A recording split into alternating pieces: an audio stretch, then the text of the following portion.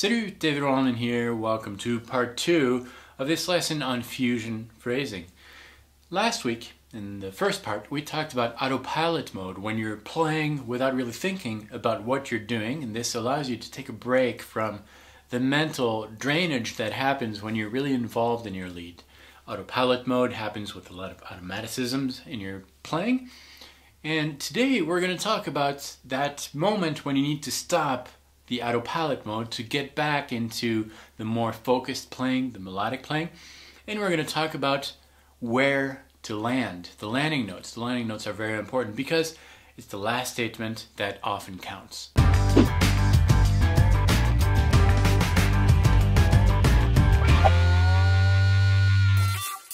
The simple rule in music theory is that the intervals need to be respected. If you have a chord with a major third and you play a third with your lead line, your third needs to be major.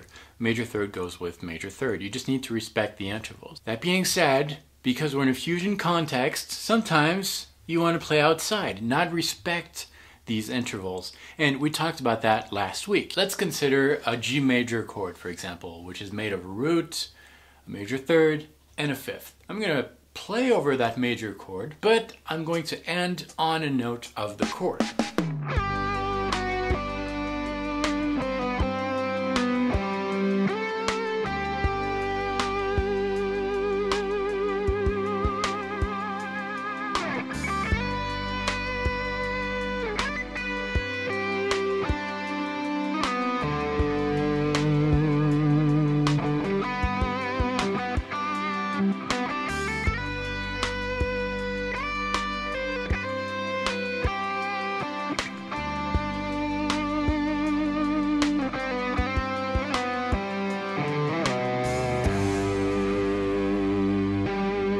The landing note is good because I am landing on a note of the chord. It's very safe, very stable, and I would recommend that you actually do that a little.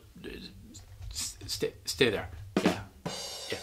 I would recommend that you do that. Play outside a little bit and finish your phrase on a note of the chord just to get used to that landing note where it should appear. Not very interesting though, because I'm landing on a note that is already played, so I'm not really adding anything to the flavor of that improvisation. So we're going to explore some other landing notes. And the other landing notes are going to be determined by the key that you're using, the scale that you're using, the color that you're using to improvise. Let's consider a B dorian backing track. B dorian is a scale, a 7-note scale, and that backing track is going to use some of the notes of the Dorian scale.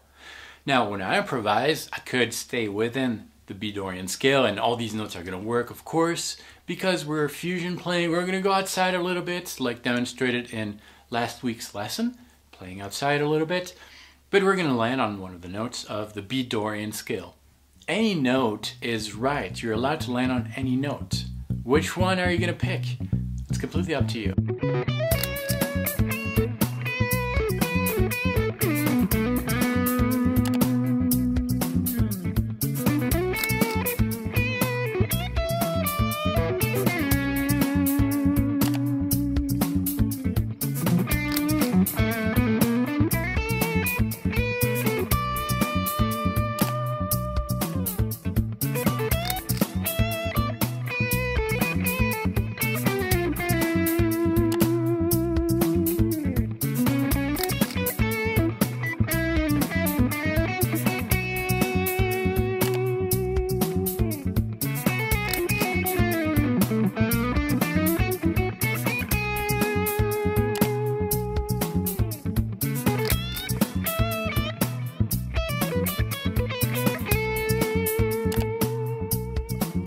Great, I hope you had fun with this.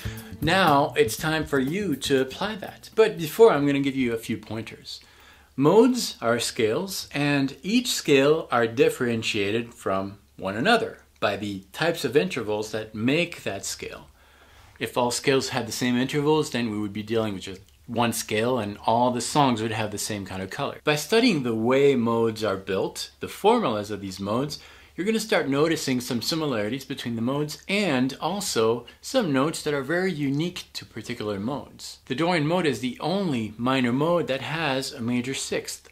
That means that if you're building a lick and landing on the major sixth in a Dorian context, you're going to add the pure Dorian flavor to your lick. And that's what we're after here. Take a look at this lick, for example, which is in the key of B Dorian. It's played over a B minor chord, and notice the landing note.